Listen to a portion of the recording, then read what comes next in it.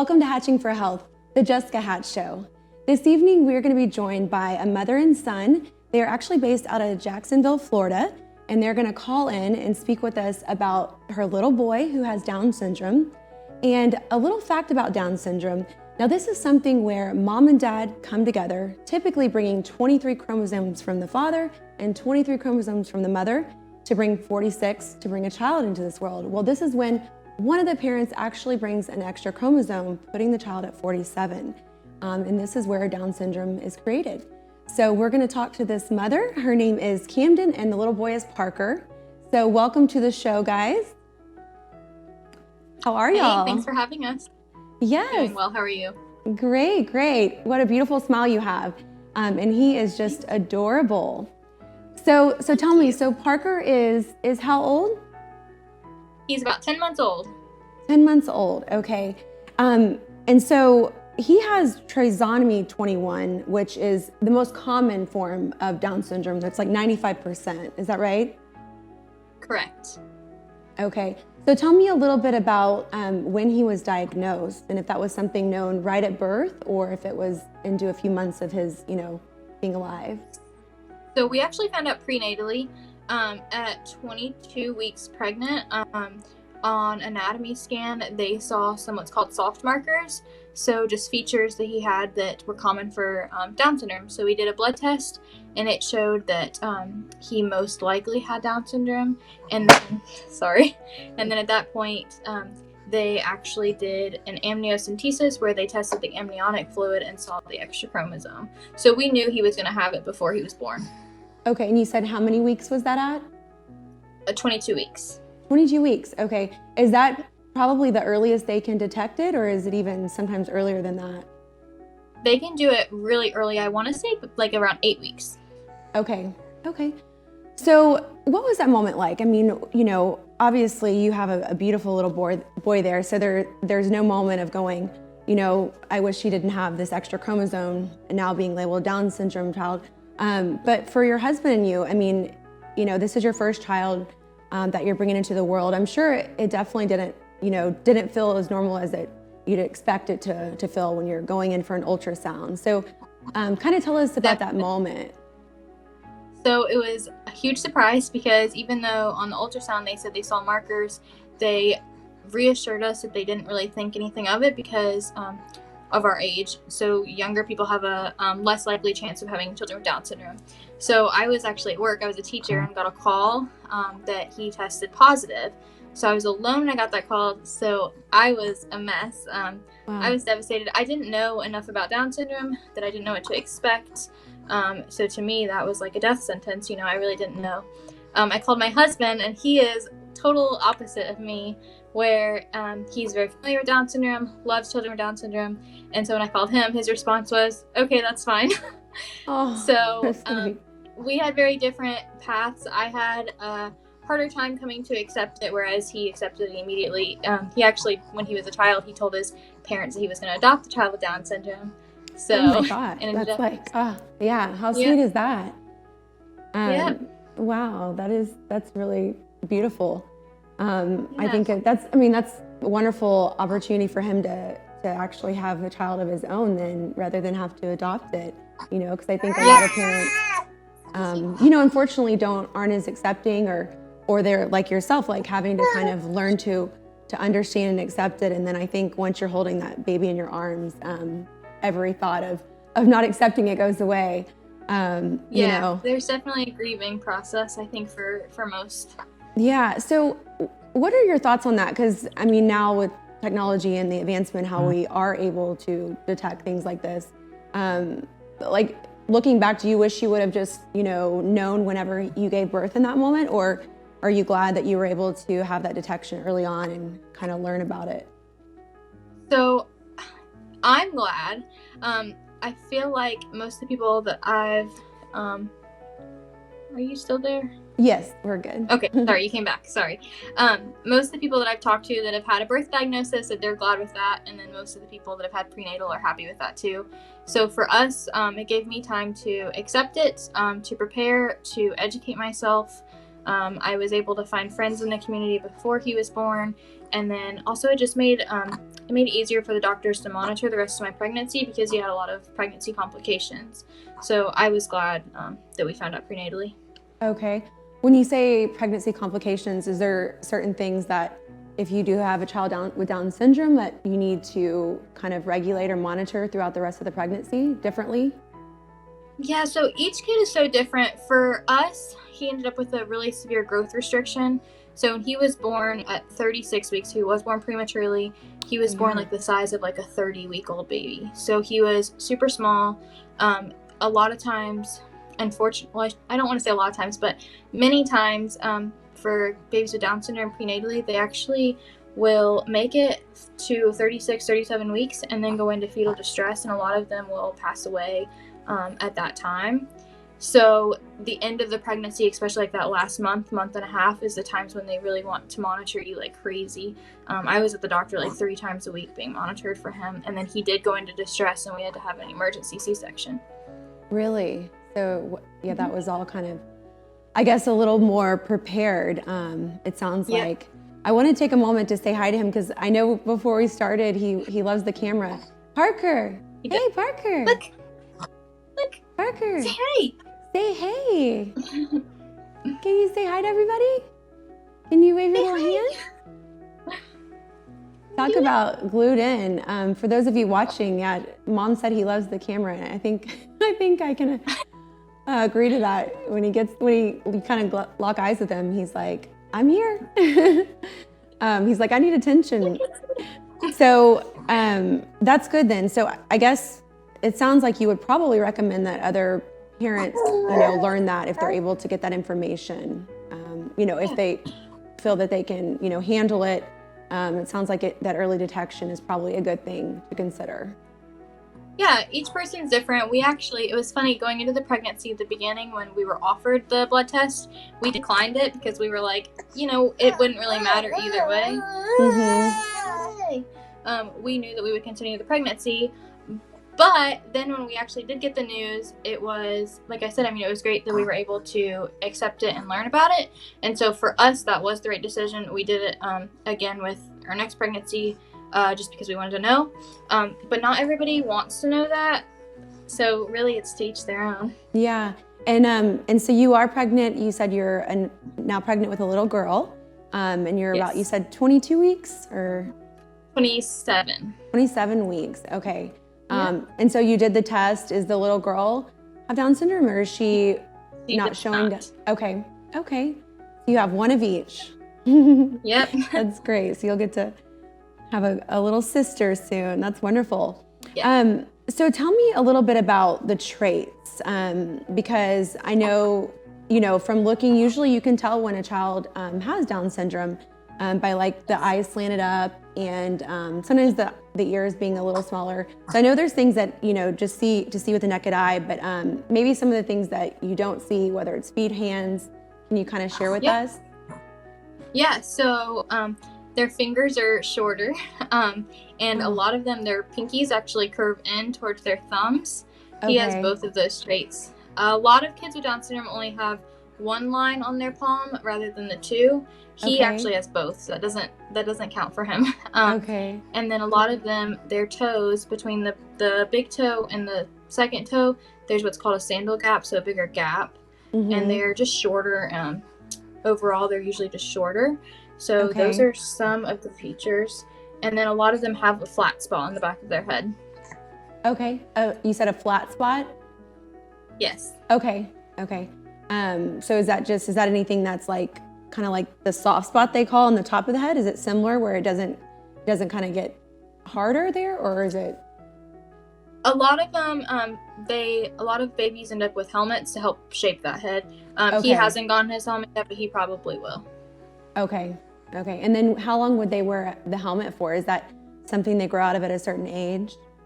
The flatter spot? It depends on each kid. Yeah, some only need it for a couple weeks to a month, and some need it for so it just really depends. They monitor it and see how the improvement is. Okay, so that's usually very, very young. It's not an area that it needs corrected as they grow.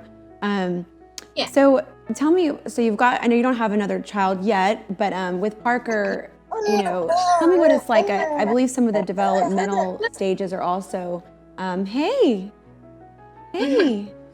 has he waved yet? Has he done any waves? He's not yet. No? Here, do you want to hold that? Yeah. You want to hold that? Okay. Yeah, so a lot of kids with Down syndrome do have developmental delays, and so they're milestones. They just hit them a little bit later in life. So, for example, PJ Parker, he is just starting to sit up, and at 10 months old, a lot of babies are doing this by 4 or 5 months old, and he is just starting that. Each one is so different. We have some babies with Down syndrome that do everything right on time, and some that do it far later. He just started saying mama and dada, and then we know some kids with Down syndrome that are 2 and 3 and don't say that. So it really, depends on the kids. Okay.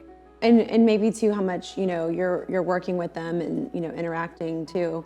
I think that probably also has a little part in it, rather than someone saying, well, we know he or she's not supposed to do this till this age. So, they don't tend to focus on it, whereas they just might sooner than they expect. Yeah.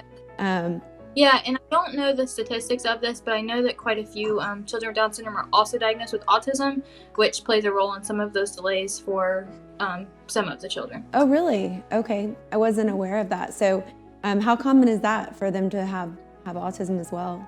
I don't remember the statistics of it. But it is. I want to say somebody told me I think someone said 30 to 40%, but I don't quote me on that because I could be wrong. Okay. No, not at all.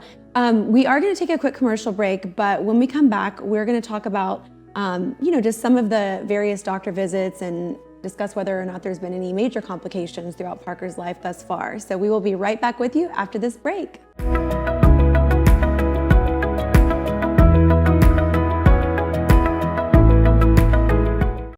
Hi, I'm Jessica Hatch, the host of Hatching for Health. We are a show that was brought about to create awareness for children with rare diseases, disabilities, and disorders with hopes of finding cures. We are looking for doctors that would like to participate in being on our episodes and possibly even bring their own patients on the show to talk about how they have helped cure them, whether it's been surgically or through medication, or any sorts of ways. We think that it's very inspiring for others to learn these stories and to possibly help somebody else. So I encourage you to reach out if you are a doctor who is interested in being on the show and allowing us to highlight not only you, but the work that you've done for a child. You can reach out by emailing at info@hatchingforhealth.org. That's info@hatchingforhealth.org, and we look forward to hearing from you. Imagine hearing the news as a parent that your child has been diagnosed with a condition that is degenerative or life-threatening. Now imagine being told that there's little to no research for the condition that even exists, making it difficult to try and figure out what to do next. The reality is that for so many rare conditions, finding specialists who understand the condition and being able to make informed treatment decisions for their child is very challenging. Each episode, I will help with my network of physicians and medical resources across the U.S. to attempt to connect the dots by bringing widespread recognition of rare conditions and connecting families to the best treatment, clinical experts, resources, and support. I'm going to highlight these hard-to-diagnose diseases and offer in-depth awareness for families of children in the rare disease community. I believe we are all in charge of our own healthcare, and pushing for answers and creating awareness for these various rare health conditions can make the world around us a better place. Not only am I a huge advocate who seeks to spearhead the fight to bring rare conditions to the forefront of research, but I personally had my own rare condition. In this rare condition, I was able to be cured of due to early detection. My passion to help others was fueled by that experience, and it has led me to start the Hatching for Health show. Now, this show is a vehicle for us to create awareness to help these children find cures.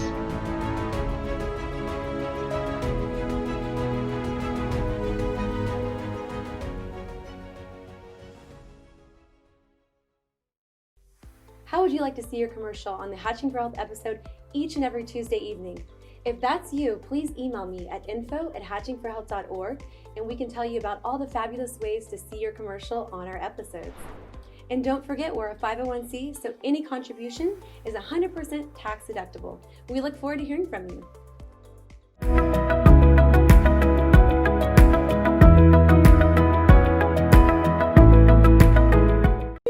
cute. What's he doing? I love you. I love you. You're so sweet. Hi, Boo Boo. What are you doing? What are you doing? Hi, cute baby. You're so cute. Welcome back from the break. We also gave you a little video footage of Parker there. I hope you enjoyed that. That was really special. So welcome back, Camdyn and Parker. So I wanted to touch on your medical treatments and visits. Is having a child with Down syndrome, is this something that you guys have regular visits to any particular specialist, or is it just going to your pediatrician? Yeah, so again, each child is so different, but there are some things that they monitor really closely. So for PJ's case, Parker's case, he spent 31 days in the NICU. When he was in the NICU, he had a couple of different things like pulmonary hypertension, some breathing and oxygen issues, which is really common for the kids with Down syndrome. And then he also had some issues on blood work, so like he was retaining CO2. When he was also born with a heart defect, which 50% of children with Down syndrome are born with a heart defect. Really? Luckily, his did not require surgery. It closed on its own. The majority of them do require surgery. So then as he... Go ahead. Sorry.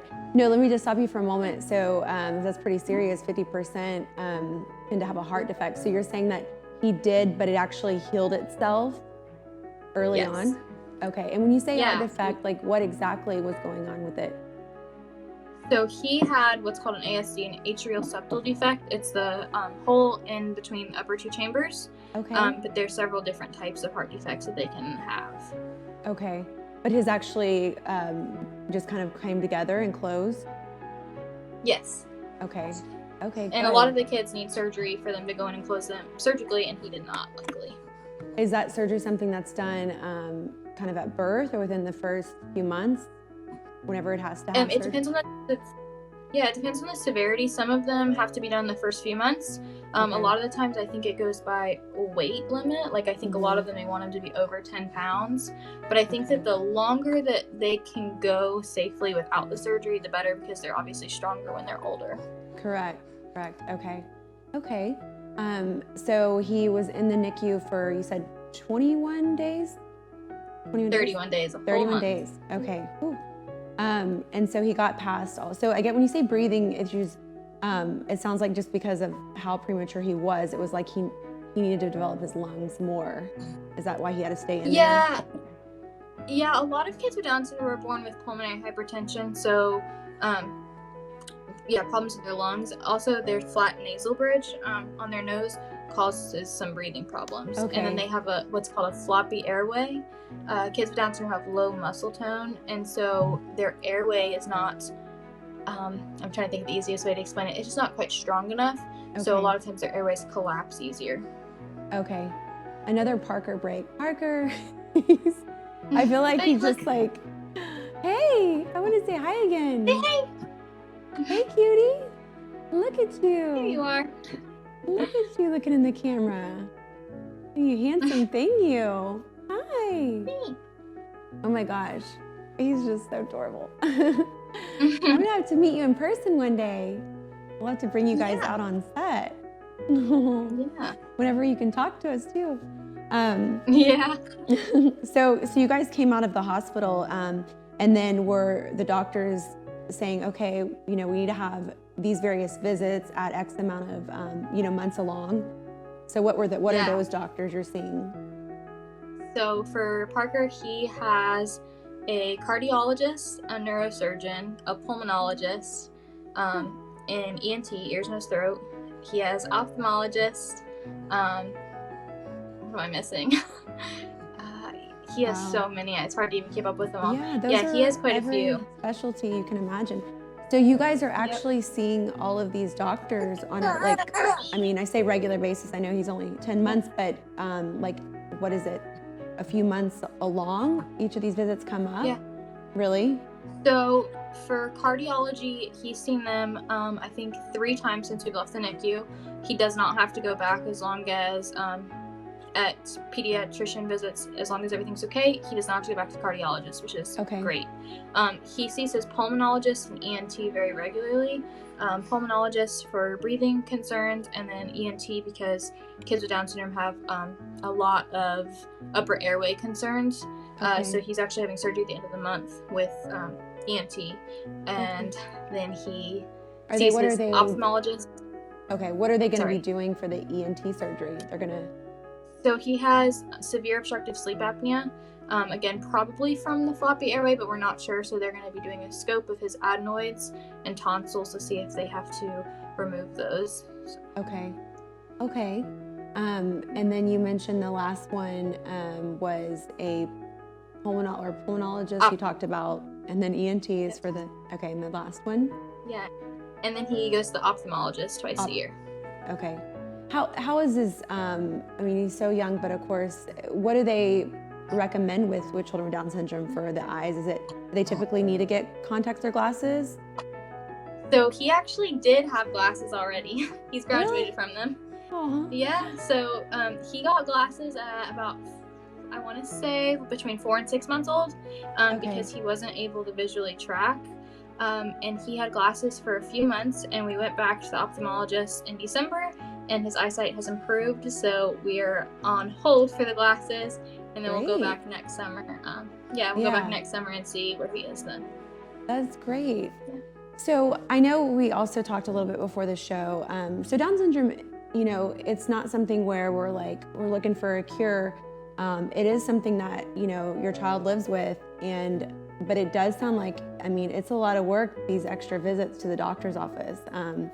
He might just look that little bit different, but he's definitely got, that's a lot. It's a lot for anybody, you guys as the parents, of course, but as he gets older, I'm assuming a lot of these things become stronger, like his airway and, obviously, luckily his heart's great condition, and we all go and get a physical, but there's definitely a lot more work involved.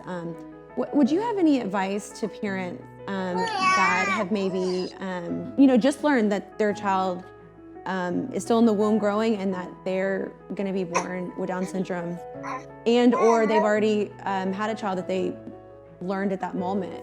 Any advice you would give them? Yeah, so first of all, can you say hi to the camera again? Let's get your attention. Hey. First of all, it's that there are a lot of appointments in that first year, but they slow down.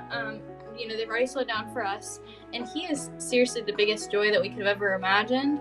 And we've met so many children with Down syndrome that are older than Parker, and they do beautifully, and they're in inclusive classrooms, and they play sports with their friends, all of those things. And so it's something that we aren't being stripped of still having a child. We still have an awesome child.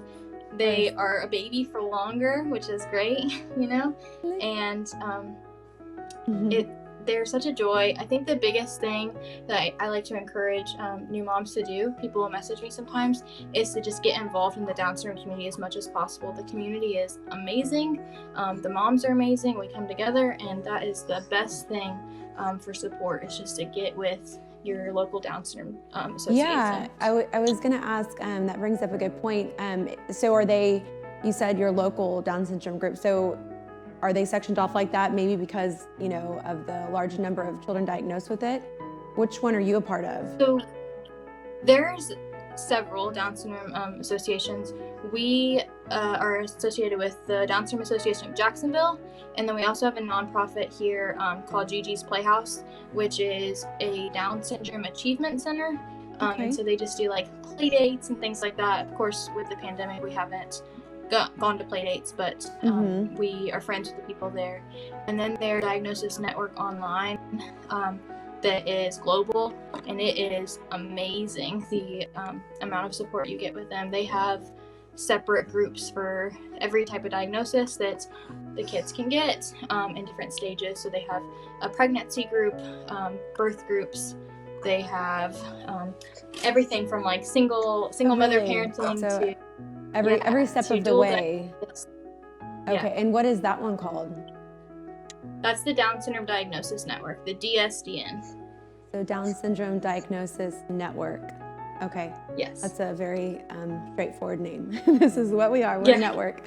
Okay. Yep. Well, that's good. I'll definitely type those into the comment section during the episode next Tuesday when it airs, so that way others can connect.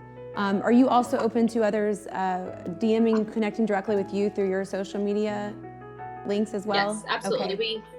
We connect with people all the time that way. We've had several moms reach out that have had prenatal diagnoses. Okay, that's great. Obviously, you being vulnerable to come on and tell your story, says so much. But even being willing to open your heart and mind to others' needs and questions is just an even added plus there. So as far as Dad, I know that. So you guys both are going on having the second child, and then so are you a stay-at-home mom, or is he? I'll take turns, or how does that work with just the parenting? Yeah, so I was a teacher before PJ was born, but he was born the first day of the pandemic. So with how fragile he's been, I decided to stay home. So I am a stay-at-home mom right now. Okay. Oh, that's great. And so Dad comes home and kind of helps out with the evening shift, huh? Oh yeah, Parker is a hardcore daddy's boy. Okay. And so when Dad's home, Mom does not exist. Yeah. Isn't that, it's like they're with me all day, and then, they're like, who are you? Dad's here. That's so cute. Yep. Well, wonderful. Well, I am so thankful for you guys being a part of today's episode and calling in from another state to visit Hatching for Health and to share your story and help others. So thank you again, and we will definitely share the information to get in contact with you.